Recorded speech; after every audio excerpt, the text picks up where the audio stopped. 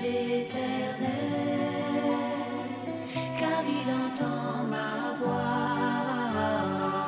Il a penché vers moi son oreille, et je le chanterai toute ma vie.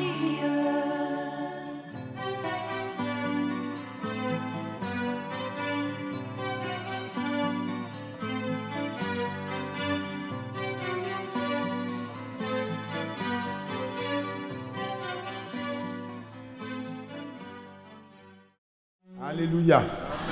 Que Dieu soit loué. Amen. Que le Seigneur bénisse notre bien-aimé, son serviteur qui a conduit les cantiques, et qu'il bénisse chacun de nous. Amen.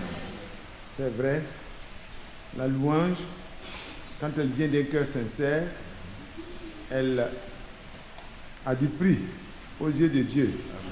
Dieu prend égard à cela. Et il fait concourir toutes choses au bien de ceux qui aiment Dieu, effectivement. Amen. Amen. Donc, quels que soient nos problèmes, faisons confiance au Seigneur. Amen. Croyons que, quelles que soient les murailles qui se dressent devant nous, le Seigneur est capable de les faire tomber. Amen. Mais tout s'obtient dans le royaume de Dieu par la foi. Pour que Dieu ait promis, Dieu a promis, et que toi, tu as un terrain sur lequel la promesse trouve vraiment un écho de foi, alors les choses qui ont été promises s'accomplissent. Si elles tardent, persévère. Que la foi alliée à la persévérance donne pour résultat l'obtention des promesses qui ont été faites par Dieu. Dieu étant le garant de ce qu'il dit, nous pouvons avoir la certitude que ce qu'il promet, il a le pouvoir de le réaliser. Amen. Amen. Nous savons que tout ce que Dieu dit est vrai. Et c'est pour ça que les premiers qui se sont accrochés à ce que Dieu a dit n'ont pas été déçus. Nous non plus, par la grâce de Dieu, nous ne serons pas déçus. Mais ça peut tarder à s'accomplir. Attendons. C'est pour nos enfants que nous sommes en train de demander, Seigneur, convertis mon enfant, change mon enfant, fais-le sortir d'une situation. Ayons confiance. Depuis le premier jour, nous avons commencé à crier, à demander la grâce. Le Seigneur nous a entendus. C'est l'épreuve de notre patience, l'épreuve, voyez, de notre confiance en Dieu peut nous permettre d'avancer dans la patience. C'est bon. Amen. On produit la patience. Et la patience, quand elle atteint le but, elle produit en nous la perfection. Amen. Amen. Que Dieu bénisse chacun de nous. Amen. Il dit que mes frères, Jacques 1,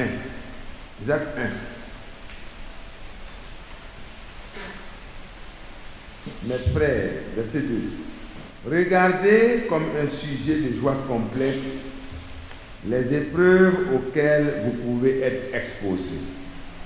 Amen. Regardez comme un sujet de joie complète les épreuves auxquelles vous pouvez être exposés, sachant que l'épreuve de votre foi produit la patience. Mais il faut que la patience accomplisse parfaitement son œuvre, afin que vous soyez parfaits et accomplis sans faillir en rien. Amen. Gloire à Dieu. Amen. Seigneur, bénis cette lecture que nous avons faite et bénis la suite de ce que nous allons lire au nom du Seigneur Jésus. Amen. Amen. Que Dieu soit loué. Donc, la foi a pour allié la patience. La patience, c'est la persévérance. Amen. C'est la même chose. Dit, mes frères, vous qui croyez et qui êtes devenus par la foi des fils de Dieu, nous devons comprendre que les épreuves, les diverses épreuves, les épreuves de tout genre auxquelles nous pouvons être exposés, doivent désormais, pour vous et moi qui sommes bien informés maintenant, voyez, être regardés comme un sujet de joie parfaite. Quand c'est une épreuve, c'est que quand l'épreuve est réussie, il y a un grade, il y a un passage en classe supérieure. Sur le plan naturel, c'est comme ça. Si c'est l'apprentissage que vous êtes en train de faire, on va vous donner des choses à faire que vous n'avez pas fait peut-être hier. Mais qu'on vous a appris, et maintenant vous devez le faire vous-même. Et quand vous finissez, et que c'est bien fait, alors vous avancez, vous-même vous avez encore plus confiance dans ce que vous apprenez, et le patron, il vous fait encore plus confiance. Frères et sœurs, si nous repartons vers notre père Abraham, sa foi a été confrontée à l'épreuve. Nous avons une nuée de témoins et de témoignages. Et c'est pour ça que Dieu peut nous dire maintenant par la voix de son serviteur. Les autres n'étaient pas informés, mais nous sommes beaucoup plus informés. Nous sommes à la fin. Nous qui sommes parvenus à la fin des temps, alors nous avons une somme d'expériences que les autres ont faites, des épreuves par lesquelles ils sont passés, et à chaque fois, quand vous regardez, frère, le résultat final a toujours amené la personne à une perfection meilleure. Donc c'est pour ça que le Seigneur dit, mes frères, par la bouche de notre frère Jacques, il dit, mes frères, vous qui avez été rachetés par le précieux sang de l'agneau, vous n'êtes pas n'importe qui. Vous êtes les frères de Jacques. Jacques est le frère de Jésus. Alléluia. Pas le frère dans la chair seulement, mais le frère en Christ. Le frère dans la foi. Il a cru au Seigneur Jésus-Christ, personnellement, comme Pierre a cru. Et vous et moi, nous avons une foi du même prix. C'est-à-dire, nous avons été rachetés de la même manière et nous sommes devenus enfants de Dieu par la foi dans la rédemption accomplie et par la parole de Dieu qui nous a révélé cela. Amen.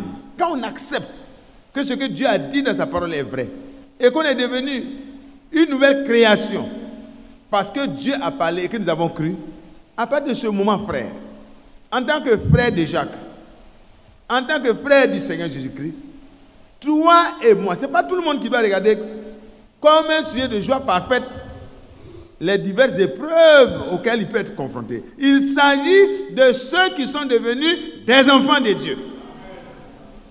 Et ce soir, je crois m'adresser aux enfants de Dieu. Les autres ne peuvent pas comprendre. Ils ne peuvent pas comprendre.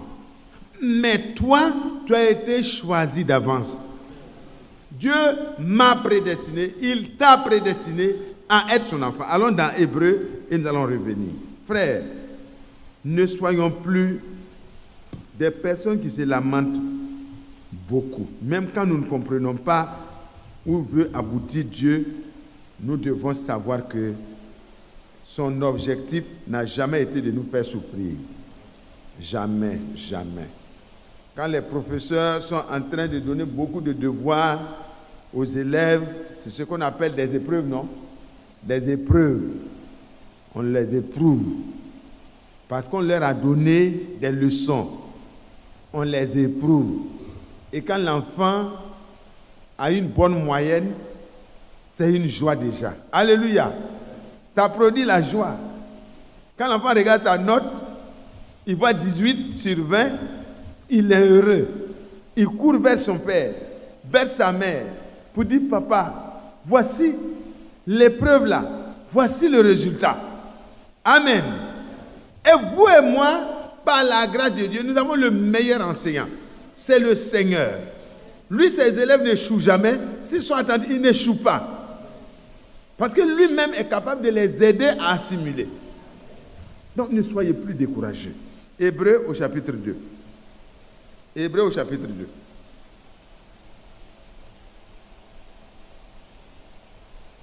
Nous allons prendre à partir du verset 10. Il convenait en effet que celui pour qui et par qui sont toutes choses et qui voulait conduire à la gloire beaucoup de fils. Alléluia. Il voulait conduire où? À la souffrance? Non, à la gloire. C'est son objectif, c'est son but.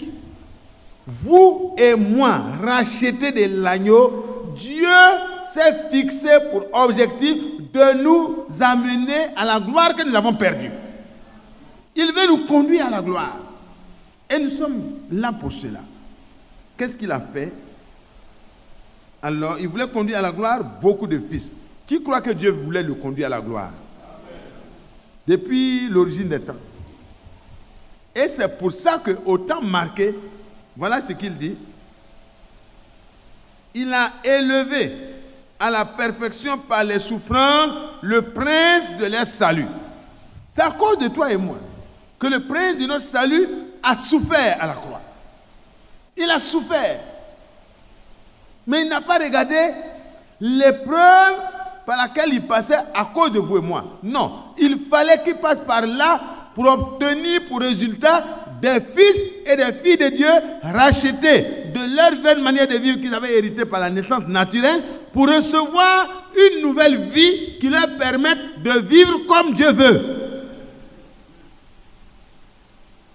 Et en tant que fils de Dieu, si le prince de notre salut est passé par la souffrance de l'épreuve pour que nous puissions être rachetés, nous devons nous armer de la pensée de souffrir à cause de l'obéissance à la parole de Dieu. Alléluia. Alléluia. Il dit, ce n'est pas fini, continuons. Celui qui sanctifie, et car celui qui sanctifie et ceux qui sont sanctifiés sont issus d'un seul. C'est pourquoi il n'a pas honte de les appeler frères. Il n'a pas honte de nous appeler frères. C'est pourquoi Jacques vous appelle frère. Moi, je ne suis pas né de Joseph. Tu n'es pas né de Joseph, ni du père Non, nous sommes nés par la foi de Dieu lui-même.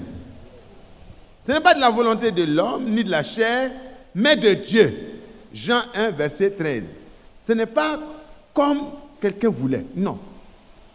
Et c'est pourquoi ici, si Dieu n'a pas honte de nous appeler frères, il dit, lorsqu'il dit, j'annoncerai ton nom à mes frères, je te célébrerai au milieu de l'assemblée, et encore, je me confierai en toi, et encore, me voici, moi et les enfants que Dieu m'a donnés. Amen. Moi et les enfants que Dieu m'a donnés. Donc, frères, ici, quand on parle de frères, il s'agit de ceux qui ont accepté sincèrement le sacrifice de Jésus-Christ. Ils sont en route pour le ciel. Et Dieu, comme dans les amphithéâtres, dans les classes et tout, Dieu leur donne les enseignements de sa parole. Et quand il finit de nous enseigner, il nous laisse dans les épreuves. Il nous permet de passer par les épreuves. Et par les épreuves, nous évaluons ce que nous avons pu assimiler et comprendre. C'est pour cela que, frères et sœurs, si tu passes par l'épreuve de la maladie, c'est que Dieu veut te montrer qu'il est celui qui guérit. Oui. Ne te décourage pas. Si c'est ton enfant qui est rebelle, sache que c'est Dieu qui ramène les cœurs à lui. Il peut le faire. Si ton cœur saigne, pour une raison ou pour une autre, si tu peux seulement commencer par la foi à te réjouir en disant, Seigneur, aide-moi à ne pas regarder ça comme un sujet de murmure, mais plutôt un sujet de joie complète. Aide-moi. Ta parole a dit ce soir, je ne comprends pas très grand chose dans cela, mais tu dis de regarder les épreuves dans lesquelles je vais passer comme un sujet de joie parfaite. Je ne sais pas. Je n'ai pas la force de le faire, mais donne-moi cette foi. Donne-moi cette foi. Je vais vous prendre encore. Voyez? Donc vous comprenez que nous sommes les frères de Jésus-Christ. Nous sommes donc frères entre nous par le lien de cette naissance divine. Parce que nous avons dit dans Jean que ce n'est pas par la volonté de la chair, ni la volonté d'un serviteur de Dieu. Non, c'est par la volonté de Dieu. Parce que nous tous, nous sommes venus au Seigneur parce que Dieu, dans son amour, a voulu créer les conditions pour notre naissance. De la même manière qu'un homme se marie à une femme pour créer les conditions pour avoir des enfants, Dieu, par l'œuvre de Golgotha, a mis les conditions meilleures pour que nous puissions venir au monde quand la parole de Dieu nous sera présentée. Amen. Dieu sait vraiment donner les moyens.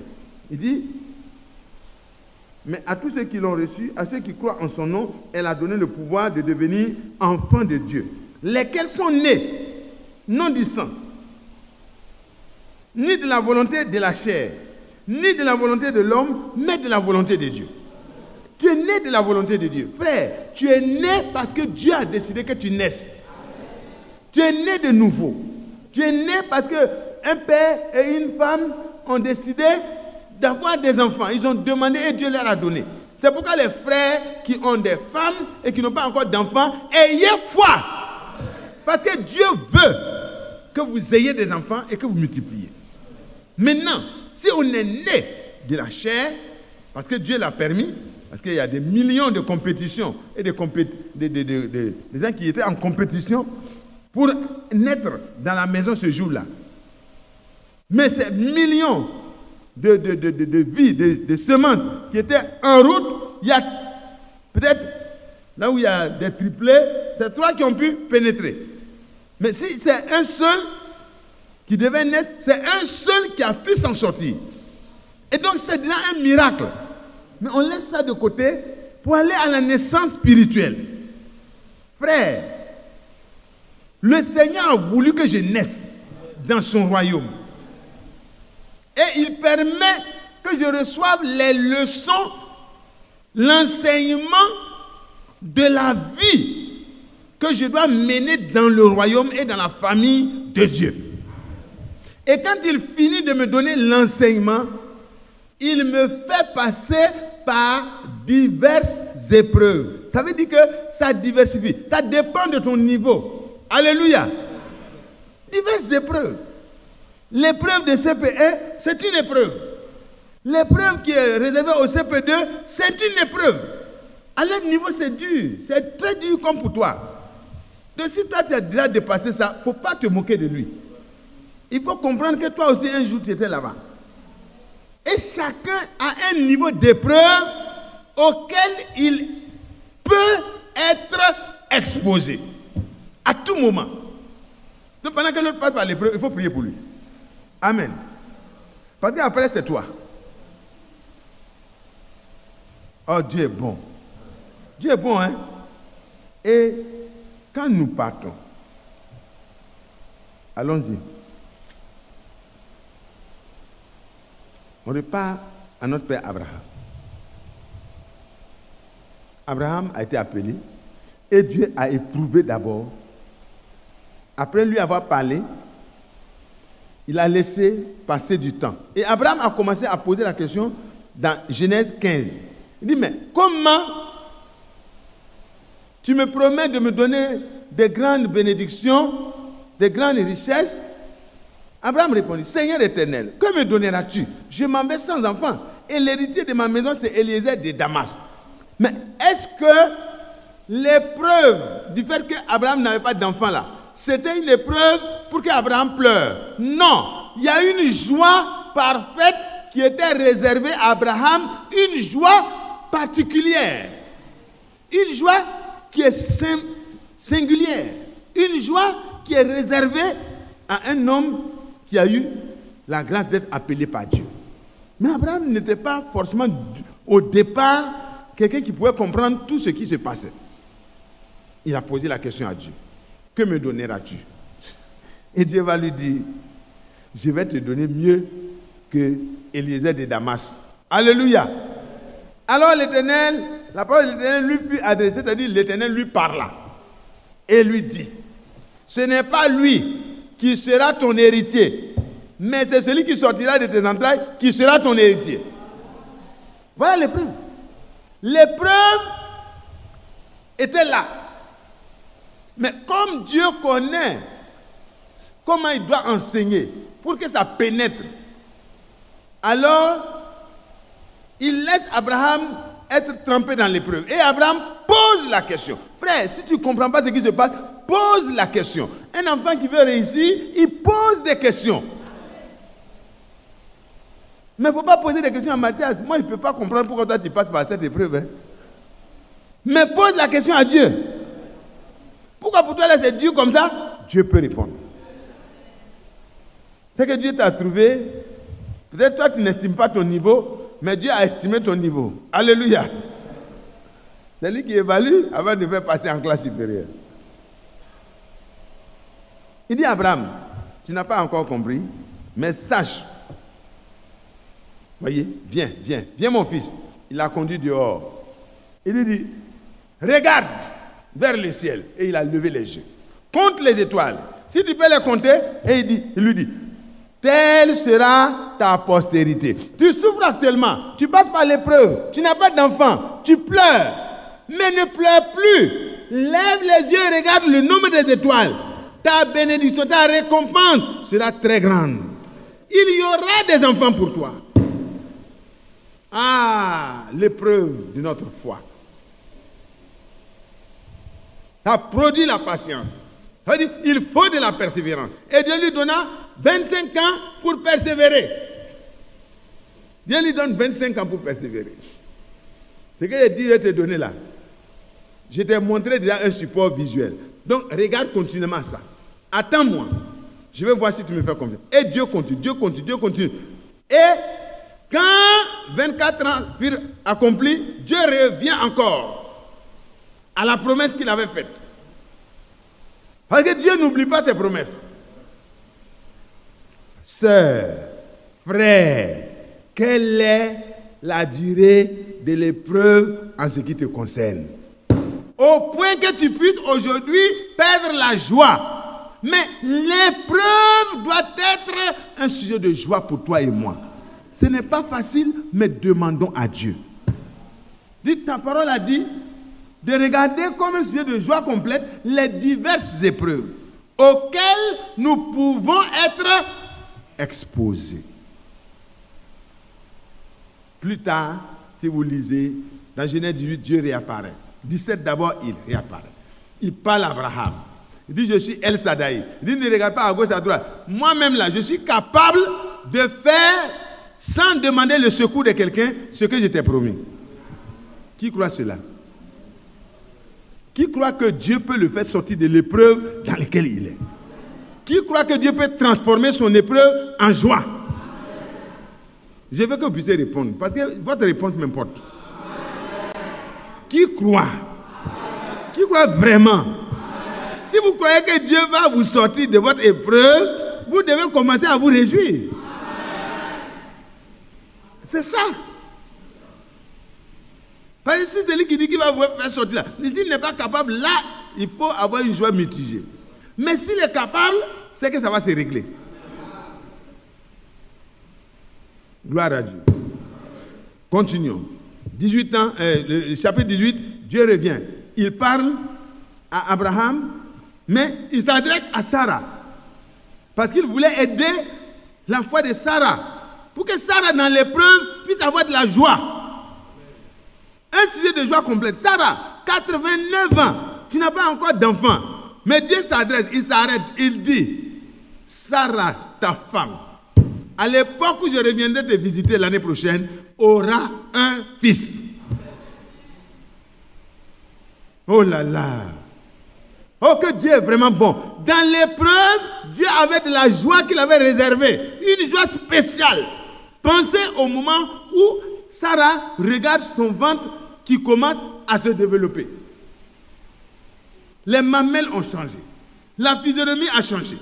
La vieille a changé. C'est devenu une jeune femme au point qu'un jeune roi peut convoiter cette jeune femme. Frère, d'où vient cela? L'épreuve de notre foi n'a pas pour but que nous soyons affaiblis, mais Dieu veut produire une joie plus grande pour toi. Un ciel de joie profonde. Oh, Dieu sait ce qu'il veut. Quand de la jeune fille, Dieu fait avoir un enfant, c'est une grande joie, c'est pas vrai? Quand vous vous mariez et puis vous avez un enfant, c'est très beau, tout le monde est content. Mais de la vieille femme, alléluia, de la vieille femme, quand Dieu la prend, la transforme, il transforme le vieillard, il le fait avoir un enfant à cet âge-là, frère Youssouf, c'est un sujet de joie incomparable. Et c'est pourquoi il parle de sujet de joie parfaite. C'est-à-dire, on ne peut plus leur dire que Dieu ne peut pas. C'est fini. Après l'épreuve là, déjà c'est parti, c'est un lancement qui est fait comme ça. C'est pourquoi, quand Dieu arrive au chapitre 22, et que Dieu lui dit, prends l'enfant là, ton fils unique là, Isaac, celui que tu aimes, Isaac, va l'offrir en sacrifice brûlé. L'Holocauste, c'est un sacrifice qui est brûlé complètement. Va le brûler pour que ça me fasse plaisir. Va le faire. C'est une épreuve. Mais quand Abraham regarde derrière, ce que Dieu a pu faire, il regarde aujourd'hui, l'épreuve est dure. Au moins de l'épreuve, c'est sûr que ce n'est pas facile. Mais on dit regarde. Ça veut dire dans le projet de tes dieux. Alléluia. Quand tu regardes, il faut voir l'épreuve qui est dure là. Il faut savoir que dedans, il y a un sujet de joie parfaite. Qu'est-ce que tu vas faire?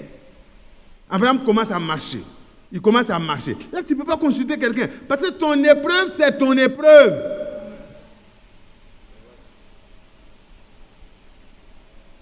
Alors, ils s'en vont. C'est pourquoi les devoirs, on ne copie pas.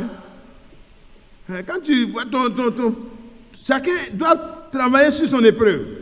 Amen. Quand tu commences à regarder dans le voisin, ce n'est pas bon. C'est vrai, on doit imiter, mais l'imitation, c'est il faut travailler comme lui, il a travaillé là. Amen. On n'a pas dit qu'il faut copier. Amen. Ton épreuve, c'est ton épreuve. Mais la joie que ça va produire là, c'est ta joie. Et quand ça devient la joie, nous tous, on peut participer. Alléluia. Oh là là, le frère a été visité. Dieu a fait grâce. Les amis d'Abraham peuvent venir. Ils peuvent venir se réjouir. Paraît-il que le vieux a eu son enfant. Enfin, Dieu lui avait parlé de ça, mais nous-mêmes, on ne savait pas que c'était possible encore. Mais paraît-il que la vieille femme est devenue comme une jeune fille. Elle a eu un enfant à l'âge de 90 ans. Oh! Tout le monde, ça veut dire la joie d'Abraham et de Sarah a été expansive. Elle est partie jusqu'au confin pour rejoindre tous ceux qui l'aiment. Pour dire, venez vous réjouir avec moi. Frères et sœurs, l'épreuve est proportionnelle à la joie que Dieu veut te donner. Ne te décourage pas. Que ce ne soit pas un sujet de tristesse, mais un sujet de joie profonde. Maintenant, dans l'épreuve, Dieu veut que la persévérance te permette d'avoir une foi finalement parfaite. Amen. Produit la perfection. Et Abraham obéit. Il veut sacrifier l'enfant et le brûler. Et Dieu dit, c'est bon. Alléluia. Arrête. Je vois maintenant. Alléluia. Dieu voit maintenant. Non, mais c'est merveilleux. Je sais maintenant. C'est comme si Dieu ne savait pas. Il savait. Mais c'est concret. Ça veut dire lui-même, Dieu là. Il a les preuves pour parler à tous ceux qui sont autour de lui. Il a les éléments pour dire, vous voyez que j'ai eu raison dès le départ de lui faire confiance. C'est ça. J'ai eu raison. Vous voyez, non, moi-même, vous voyez, non, je n'ai pas fait de trucs. Je l'ai choisi parce que je sais que lui seul, je l'ai choisi, afin qu'il puisse dire à ceux qui vont croire comme lui, sa descendance, sa postérité, qu'il leur apprenne à garder la confiance en moi, par le modèle qu'il sera lui-même. Un modèle de confiance. Frère, ton épreuve va durer combien de temps? Regarde, mesure, compare Abraham, tu te rendras compte que ce n'est pas encore arrivé à ce niveau. Alors, ne te décourage pas. Lève-toi et rends gloire à Dieu. Rends grâce à Dieu. Loue Dieu. Si tu es aveugle, loue Dieu. Si tu es paralysé, loue Dieu. Si tu as des problèmes, loue Dieu. Loue Dieu. Dis-lui. Dis-lui. Moi, je sais que tu produiras une joie parfaite. Si j'ai péché, Seigneur, montre-moi où j'ai péché, je vais régler rapidement avec toi. Mais maintenant, Seigneur, que l'épreuve devienne un sujet de joie. Non seulement pour moi, mais pour tous ceux qui aiment le Seigneur. Alléluia. Oh. Et Abraham s'avance. Il s'avance. Alléluia. Dieu dit, je sais maintenant. Je sais maintenant que tu crains Dieu. Et que tu ne m'as pas refusé ton fils, ton unique. Et Dieu va lui-même entrer en scène. Dieu entre en scène quand il voit la foi. Quand Dieu voit que dans la patience, c'est-à-dire dans l'épreuve de ta foi, quand Dieu veut éprouver ta foi comme l'or, il veut que ça soit séparé de est-ce que c'est possible, est-ce que c'est encore possible. Dieu veut que tout ça, ça disparaisse. Et quand Dieu a vu que ça, il n'y a pas d'hésitation à Abraham. Il avance le couteau, il va enfoncer. Dieu dit arrête. Ton obéissance a été prouvée. Tu es admis. Alléluia. Tu as réussi le test. Tu as la note supérieure. On ne peut pas donner une autre note encore. Dieu lui-même se prend à témoin. Tellement il était content. Il dit, je le jure par moi-même, parole de l'Éternel. Parce que tu as fait cela. Parce que dans la foi, tu as été persévérant. Tu as marché encore quand tu as éprouvé cette dernière fois. Tu as marché pendant 3 jours. Tu n'as pas regretté. Tu n'as pas arrêté. Tu n'as pas décidé de retourner à la maison. Mais tu es allé jusque sur la montagne de Morija. Pour faire ce que moi je t'ai dit. Et cependant, je savais que c'était une épreuve de ta foi. C'était une épreuve dure, difficile. Mais tu n'as pas hésité. Abraham, à cause de cela, je jure par moi-même. Je jure par moi-même. Parce que tu n'as pas refusé ton fils, ton unique. Je te bénirai et je multiplierai ta postérité. Christ est la postérité promise d'Abraham. Et frère, regardez comment nous sommes multipliés. Regardez comment nous sommes nombreux. Dans les âges passés jusqu'à maintenant. Frère, regardez comment nous sommes. Et si tu es la postérité d'Abraham, par Jésus-Christ notre Seigneur, alors tu es une source de bénédiction et tu ne peux pas être vraiment vaincu par une épreuve. Ce n'est pas possible. Chaque épreuve te qualifiera. Chaque épreuve te qualifiera. Chaque épreuve t'amènera à un niveau supérieur. Et Satan aura honte. Satan aura honte. Vous voulez que je cite un exemple? Prenez Joseph. Joseph. Parce que c'est une réunion de prière, je dois survoler rapidement. Joseph. Dieu lui fait la promesse. Qui sera le prince de ses frères? Dans quel but? Dieu savait le but. C'était pour sauver Israël. Ce n'était pas pour faire le malin, non. C'était pour sauver Israël, son peuple, et manifester sa promesse qu'il a faite à Abraham, que sa descendance, sa postérité, va aller, ses descendants iront dans un pays étranger, et que ses descendants vont se multiplier là-bas, et qu'après 400 ans, après, c'est-à-dire, ça peut aller légèrement après les 400 ans, après 400 ans, j'interviendrai à bras puissants et je vais les faire sortir. Donc il fallait d'abord qu'ils partent. Et pour qu'ils partent, il faut que le chemin soit frayé.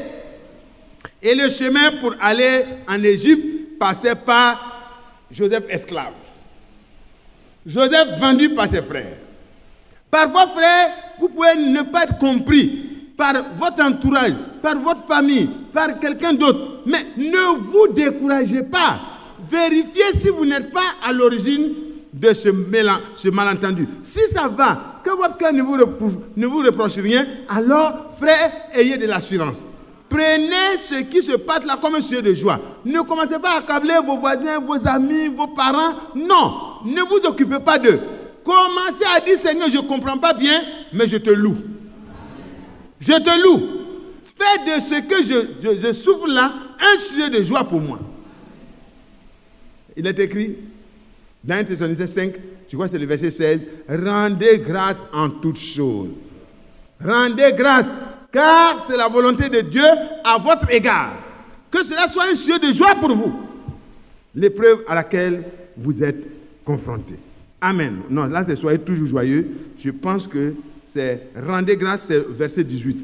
Rendez grâce en toutes choses, car c'est à votre égard la volonté de Dieu en Jésus-Christ. Et Joseph se retrouve donc en Égypte, enchaîné. Il ne comprend pas aussi comme vous et moi, c'est pas vrai? Est-ce que Joseph pouvait comprendre pourquoi il est esclave en Égypte? Il n'a pas tout compris, hein? On n'aura pas tout compris. Mais Dieu nous dit que chaque épreuve, il y a de la joie dedans que Dieu a réservé. Donc, je ne cherche pas à comprendre d'abord. Je me réjouis de ce qui m'attend. Et Joseph reste là. On lui donne tel travail, il fait bien. On lui donne tel travail, il fait bien. On lui donne tel travail, il fait bien. Vous savez, quand vous êtes dans la plainte et dans les murmures, vous ne pouvez pas bien faire un travail. Mais quand vous êtes détendu, vous rendez grâce à Dieu. Ah, si on m'a permis de faire ça, c'est bon, je fais. Et Joseph a commencé. Du coup, il est gradé. Il est gradé au point qu'il a rempli toute la maison. La maison de Potiphar est devenue sous le contrôle de Joseph. Et c'est l'homme qui pouvait parler et toute la maison devait obéir en dehors de la femme de Potiphar et de Potiphar lui-même. Frère, l'esclavage est devenu petit à petit un sujet de joie. C'était une épreuve. Mais Dieu a transformé l'esclavage en responsable. L'esclave est devenu responsable. Et plus tard, on le jette en prison pour une fausse accusation. Joseph va en prison, il se plie encore à la volonté de Dieu qui dit que les épreuves, vous savez que ce n'était pas encore écrit, mais l'Esprit de Dieu qui nous a fait écrire cela était là à ce moment déjà et administrait les mêmes enseignements à ceux qui croient. Donc ne vous plaignez plus. Frère, ne vous plaignez plus. Ne murmurez plus. Arrêtez ça. Ça ne plaît pas à Dieu. Mais que l'épreuve soit un sujet de joie pour toi et moi. C'est ce que nous allons demander ce soir. C'est le sujet principal. Seigneur, je ne comprends pas, mais je m'incline. Donne-moi la joie. Si tu as un châtiment, tu dois te repentir. Pour dire, Seigneur, pardonne-moi. J'ai mal fait. David a péché. Dieu lui a montré qu'il a péché. David s'est repenti. Il a demandé pardon à Dieu. Amen. Et Dieu lui a pardonné. Il y a eu des conséquences, mais Dieu lui a pardonné. Mais une fois que vous êtes sûr que votre cœur ne vous condamne pas et que vous avez de l'assurance devant Dieu, quelle que soit la situation par laquelle vous passez, commencez à vous réjouir d'avance. Parce que quelque chose va se passer. De la prison, des gens font des songes, c'est les ministres de Pharaon qui sont en prison, et puis l'interprétation permet à un de sortir, l'autre est pendu. Plus tard, son affaire est arrivée au palais, par le ministre qui était en prison et en prison. C'est en prison que les relations se sont tissées. Alléluia. C'est en prison que le ministre a pu savoir qu'il y a un homme qui est là et qui a l'Esprit de Dieu qui peut interpréter les songes. S'il était dans le palais, le petit palais de Potiphar, il n'y aurait pas de rencontre. Donc, vos épreuves sont un moyen pour Dieu d'atteindre un objectif supérieur dans votre vie. Oh là là, on ne comprend pas souvent. Et on se plaint un peu, comme Job. Est-ce que Job pouvait savoir que ce qui se passait là, c'était un enjeu très élevé comme ça? Satan était là accusant Job, et Dieu était là disant que son homme, son enfant, son serviteur est un homme intègre. En Jésus-Christ, toi et moi, nous sommes intègres. Qui croit qu'il est juste? Qui croit qu'il est juste? Parce que justifié par le Seigneur. Il a été livré pour nos offenses, il est ressuscité pour notre justification. Et en Christ, Dieu nous voit parfaits. Et il est capable de nous amener à cette perfection effectivement. Donc Job ne savait pas.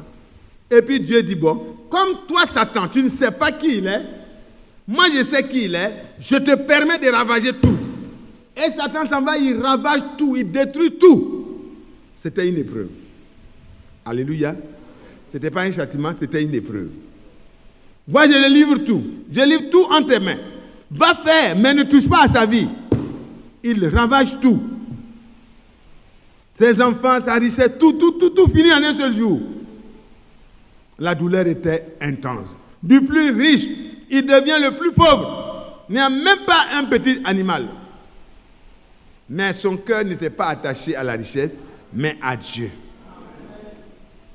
Il ne pouvait pas se réjouir parce qu'il n'avait pas peut-être les mêmes éléments comme vous et moi ce jour. Il a essayé de parler. Et Dieu plus tard intervient et dit, mais pourquoi as-tu fait des discours qui ont assombri, qui ont obscurci mes desseins? Job, tu n'aurais pas dû parler, ne réponds pas à tes amis, ils ne comprennent pas. Toi, tu es mon enfant, je t'ai choisi. J'ai dit que tu ne vas pas me régner, tu ne m'as pas régné, c'est l'essentiel. Alléluia. Tu ne m'as pas régné. Satan dit non, comme sa santé est bonne, c'est pour ça. Il lui donne la plus vilaine maladie. Je ne sais pas s'il y a une autre maladie qu'on peut trouver plus grave que ça. Parce que sinon, Satan l'aurait recherché et trouvé dans son laboratoire. Un ulcère malin de la tête jusqu'au pied. L'enjeu était de taille. Il fallait mettre une maladie qui permette à Job de régner Dieu. Donc, Satan a fabriqué sa maladie. On ne pouvait pas trouver ça dans les laboratoires, faire les recherches, les vérifications, les analyses médicales. On ne peut pas trouver une solution à cette maladie. Mais Dieu avait déjà la solution. Et plus tard, Job revient au jour de sa jeunesse. Sa peau et sa fraîcheur de la jeunesse réapparaissent. Sa richesse est multipliée par 2. Ses enfants, 10 encore. Alléluia. Et les plus belles filles de tout l'Orient lui sont données comme héritage après la défaite de Satan. Alléluia. Frère, après l'épreuve, il y a une bénédiction qui t'attend. Et c'est cette bénédiction-là qui doit être un sujet de joie pour toi déjà. Dès maintenant, commence à te réjouir. Montre que tu as foi en Dieu. Que ce qu'il a dit là, tu crois. Aujourd'hui, il n'a pas dit autre chose. Il a dit que chaque épreuve auquel nous pouvons être confrontés doit être dès maintenant un sujet de joie profonde. Tu as compris? Alléluia. Alléluia. On repart à Joseph. De la prison, il passe au palais. Au palais, il est l'homme qui doit parler avant que tout Égyptien ne puisse agir. De là-bas, il devient le sauveur. Le type parfait de Christ. Il devient le sauveur. Il a été vendu comme Jésus a été vendu. Tout ça, c'est un type parfait. Et ses frères viennent se prosterner devant lui. Amen. Oh, que Dieu soit loué. Mais c'est passé par d'abord l'épreuve. Il fallait le chemin de l'humiliation et des douleurs.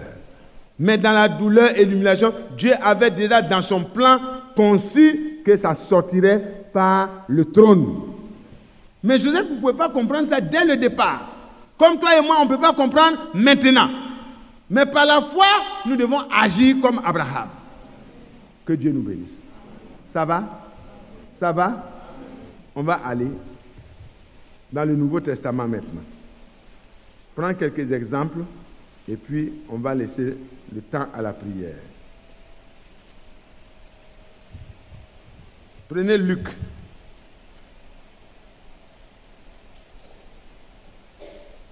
Luc au chapitre 1, le verset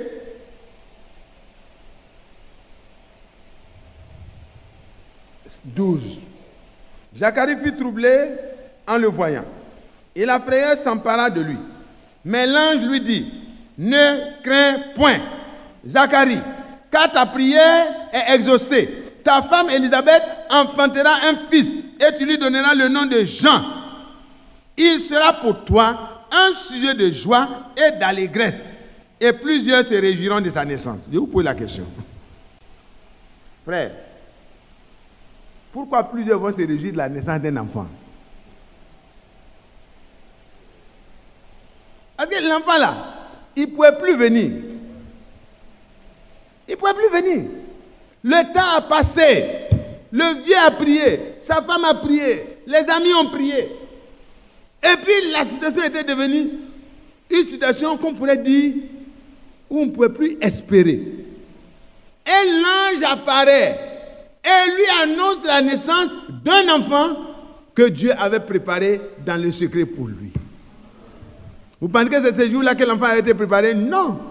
Depuis leur mariage, même avant leur mariage, Dieu avait prévu un Jean pour leur donner. Mais l'épreuve devait venir d'abord. Et l'épreuve de la stérilité est passée par là. Mais Satan ne peut pas empêcher ce que Dieu a décidé. Il dit, ne sois pas troublé, ne crains pas. Ne crains point. Car Élisabeth, ta femme, quel que soit son âge, souviens-toi de Sarah. Alléluia. Souviens-toi de Rebecca. Il y avait des soutiens déjà qui pouvaient permettre à Élisabeth et à Zacharie de savoir que Dieu est capable. Mais c'était tellement inespéré que Zacharie a eu un peu de doute. Il dit, mais parce que tu as douté. Amen. Voilà. Et cela pour toi un sujet de joie et d'allégresse. Alors, est-ce que ce n'est pas au travers de l'épreuve que cette joie et cette allégresse sont venues? Si dès le premier moment où l'enfant, où la femme est venue dans la maison de Zacharie, il y a eu un enfant, ça sera une joie. Mais la joie a été multipliée vraiment d'une manière exceptionnelle parce que c'est dans des conditions exceptionnelles que l'enfant exceptionnel devait venir. C'est pourquoi, frère, ne désespère pas. Quelle que soit la mesure de l'épreuve, sache que la réponse de Dieu sera à la mesure de l'épreuve. Que Dieu soit loué. Que Dieu soit loué. Il sera grand devant le Seigneur. Il ne boira ni vin, ni liqueur enivrante, et il sera rempli de l'esprit dès le sein de sa mère. Un enfant qui vient rempli de l'esprit dès le sein de sa mère. Ah, mes frères, il sera grand devant le Seigneur. Mais donc ça vaut mieux que 1000 enfants. Sois patient. Sois persévérant. C'est ce qui est parfait que Dieu prépare pour toi. On va aller. Allons-y dans Marc. Non, allons dans Jean 9 d'abord. Jean 9. Jean 9.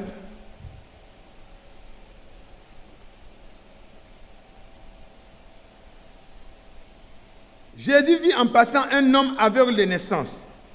Ses disciples lui posèrent cette question. Rabbi, qui a péché? Qui a péché? Cet homme ou ses parents, pour qu'il soit né aveugle? Ceux qui somnolent là, ce n'est pas le moment de somnoler.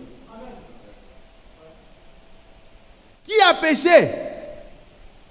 Ouais, il voit quelqu'un qui est dans l'épreuve et uniquement, bon, c'est la compréhension de l'homme. Et certainement, il y a le péché quelque part. Mais frère, quand il s'agit de l'épreuve, ce n'est pas forcément un péché, non. Le péché entraîne le châtiment.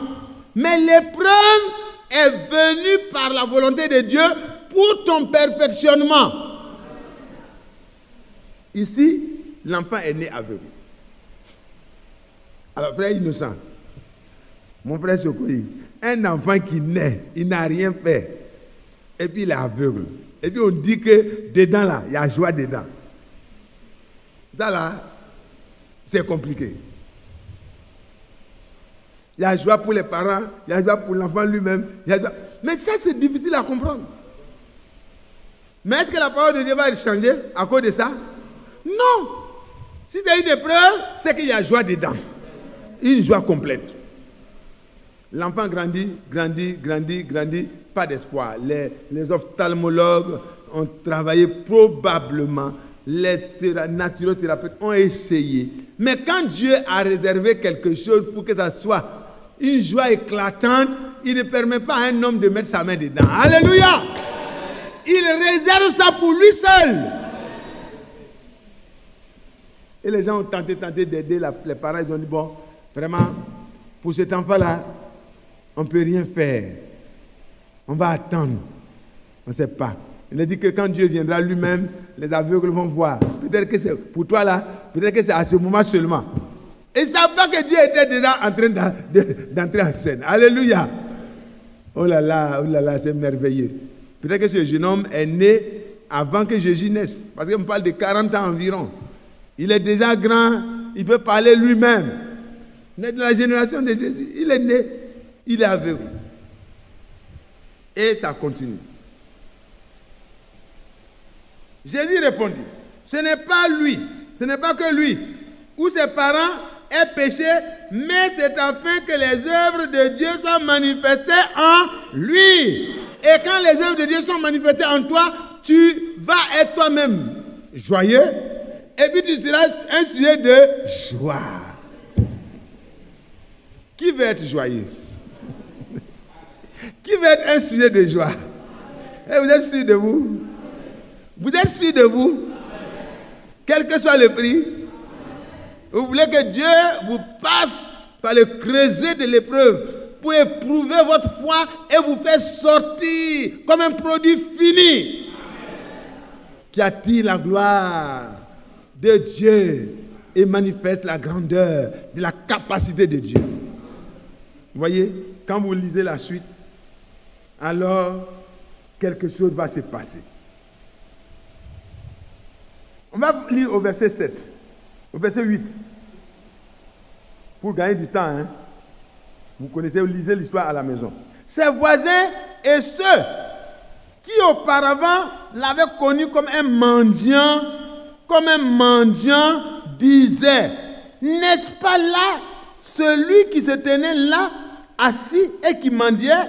Les uns disaient, c'est lui. D'autres disaient, non, mais il lui ressemble.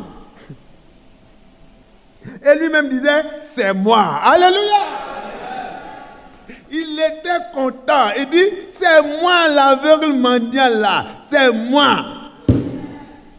Celui qui n'était pas capable de faire quelque chose pour lui-même, ni par lui-même, c'est moi. Oh, Dieu est capable. Dieu est capable de te sortir de la mendicité. L'épreuve aura un terme. L'épreuve aura son terme. Et dans le mauvais jour, tu dois rester ferme.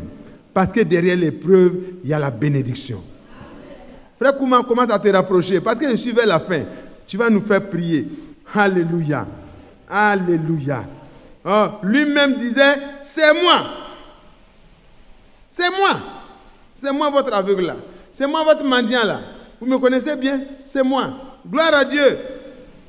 Comment? Et il lui dit, comment tes yeux ont-ils été ouverts? Il répondit, l'homme qu'on appelle Jésus. Alléluia. L'homme qu'on appelle Jésus. Est-ce qu'il est là ce soir? Est-ce qu'il est là? L'homme qu'on appelle Jésus, qui transforme l'humiliation en gloire, qui enlève l'opprobre et qui te revêt d'habits de fête et de joie. Est-ce qu'il est là, Jésus? Vous croyez qu'il est là ce soir? Vous croyez que de votre épreuve, Dieu peut en faire un sujet de joie? Vous croyez que de votre humiliation, Dieu peut en faire un sujet de gloire? Vous croyez que Dieu, de votre abaissement, peut vous élever? Vous croyez vraiment, sincèrement, de tout votre cœur? Bientôt, c'est cet homme qui est devenu un homme qui pouvait s'adresser au docteur. Il a dit, mais je suis étonné que vous puissiez dire que cet homme est pécheur. Mais Dieu n'exauce pas. Dans notre loi, Dieu n'exauce pas les pécheurs. Moi, je suis là depuis longtemps, vous n'êtes pas pécheur. Mais vous ne m'avez jamais rendu la vue. Mais l'homme qu'on appelle Jésus, c'est là la différence. L'homme qu'on appelle Jésus, tu lui donneras le nom de Jésus, car c'est lui qui sauvera son peuple de ses péchés. Ésaïe 35, il viendra lui-même et vous sauvera. Alors les yeux des aveugles s'ouvriront, etc. Tout cela. Frère, il est capable. L'homme qu'on appelle Jésus est là ce soir. Bartimée, il était au bord du chemin, il mendiait, il était malheureux, exactement comme cet aveugle-né. Jésus passe ce jour-là à côté de Bartimée. Et Jésus passe ce soir à côté de toi. Parce qu'il veut changer ta misère. Il veut transformer ta vie en profondeur. Mais l'épreuve, il faut l'accepter d'abord comme un sujet de joie. De quoi s'agit-il pour toi? Quelle est l'épreuve? C'est une maladie? C'est un retard de quelque chose que tu attends? C'est quelque chose d'humiliant? C'est quelque chose qui est vraiment un opprobre? C'est une honte comme Anne. Anne était maltraitée par Pénina. C'était devenu difficile. C'était une épreuve. Mais quand elle est entrée dans la présence de Dieu pour dire, je veux que tu me viennes en aide, je ne sais pas comment ça va se passer. Aujourd'hui, nous avons tous ces éléments pour comprendre que de l'humiliation, Dieu peut nous faire amener à la gloire. Il veut le faire. Alléluia. Quand Samuel est né, le cantique est sorti de la bouche de Anne. Alléluia. Il dit, Dieu élève les gens qui sont indigents et il les fait asseoir avec les grands. Il brise les crocs de ceux qui sont méchants. Allez-y, lire le cantique de Anne. C'est beau, c'est merveilleux. Dieu est capable de te prendre de là où tu es. Tu es incapable de sortir toi-même, mais Dieu vient à ton secours. Dieu marchait dans les rues ce jour-là pour aller à la rencontre de Bartimée. Il dit, mais quelle est la foule? Frère Kouma, qu'est-ce qui se passe? Qui passe? Il dit, c'est Jésus de Nazareth. Il dit, c'est fini. C'est Jésus. J'ai entendu qu'il a ouvert les yeux d'un aveugle-né. Donc pour moi là, il peut le faire. Jésus, Jésus, fils de David, aie pitié de moi. Il dit, tais-toi. Dis, Jésus, je suis là. Je suis l'un d'eux. Alléluia. Je suis l'un d'eux. Sauve-moi. Je suis fatigué de mendier comme mon frère mendiait autrefois. Mon frère l'aveugle-né là. Tu as mis fin. Seigneur, Jésus, aie pitié de moi. Jésus, qui a arrêté la foule. Alléluia. Dis, il y a quelqu'un qui me parle. Comme la femme qui perdait le sang pendant 12 ans. Elle touche Jésus par la voix et Jésus dit, quelqu'un m'a touché. Ce soir, veux-tu toucher Jésus? Veux-tu croire en lui? Veux-tu manifester ta confiance en lui? Veux-tu que ta voix, une voix de foi, parce que tu peux murmurer tout bas et ta voix va monter jusqu'à Dieu. Oh, que Dieu te bénisse. Regardez comme un sujet de joie. Il dit, appelez-le. Il l'appelait et il lui dit, regarde, Zachée, Bartimée, que cela soit un sujet de joie pour toi. Si quelqu'un lui disait pendant qu'il était mendiant, il a dit, mais c'est qu'elle a fait ça.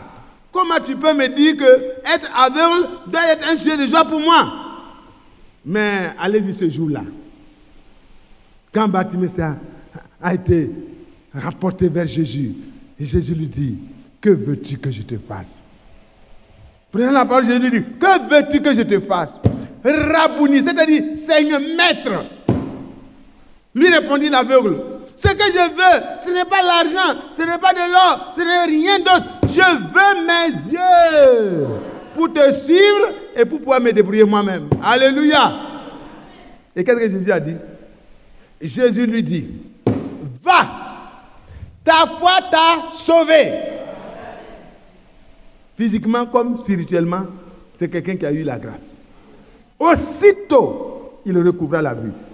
Et il suivit Jésus dans le chemin. Il suivit Jésus.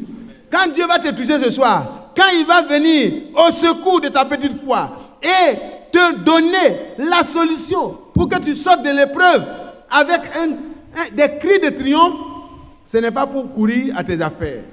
C'est pour le suivre sur le chemin. C'est pour marcher avec lui. Pour qu'il t'amène à la perfection. Parce que le désir du Seigneur, c'est qu'un jour, il est un peuple sans tache, ni ride, ni rien de semblable, mais saint et irréprochable, qui a expérimenté chaque promesse de Dieu qui lui est réservée. L'épreuve n'est pas pour toi, pour que Dieu t'assaille. Et Job pouvait dire dans Job 42, je reconnais. Oh, il était encore dans l'épreuve, il était assis encore avec toutes les difficultés, mais il avait vu par la parole de Dieu. Quand Dieu est venu lui parler, alléluia, comme il nous parle ce soir, il avait été éclairé. Il dit, je reconnais que tu peux tout et que rien ne résiste à tes pensées. Quand tu décides une chose, tu l'accomplis.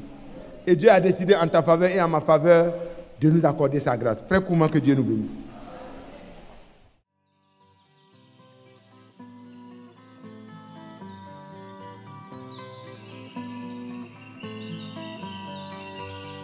J'aime l'Éternel,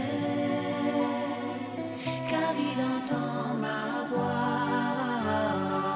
Il a penché vers moi son oreille, et je le chanterai toute ma vie.